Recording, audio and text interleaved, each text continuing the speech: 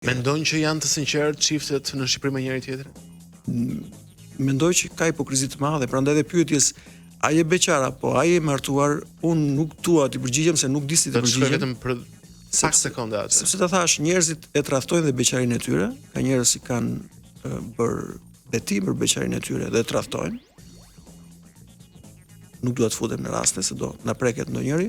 Ka dhe njerëz që bëjnë betim për besnikëritë e përjetshme në martesën e tyre dhe e tradhtojnë. Në këtë kuptim prandaj desha ti ngacmoj njerëzit. Pra njeriu s'mund të jetë i njëjtë çdo ditë. Po lëre beqarin, lëre martesën. Ti s'mund të mbash të gjitha bashk. Pra ti s'mund të jesh dhe prind i mirë, dhe babai i mirë, dhe bashkëshorti i mirë, dhe i dashur i mirë, dhe dashnor i mirë. Ka dhe dashnor të mirë? Dhe i dashur dhe dashnor. Ka që pretendojnë që i bëjnë. Se kanë pastaj s'bëjnë asgjë të saktë. Pse mendon që kanë tendencën të tradhtojnë çiftet? Sepse nuk e kanë kuptuar çfarë është ajo që po bëjnë, pra nuk e kanë kuptuar çfarë është martesa, çfarë është dashuria, çfarë është të quhen të prindër, cila është përgjegjësia që kanë marrë përsipër. Thjesht duan të gjejnë një arsye që të hedhin fajin tek një tjetër që mund të dëgjojnë një podcast dhe për të cilin mendojnë që ja e gjetëm shkakun se na shkatruan martesa dhe ky shkak është surri.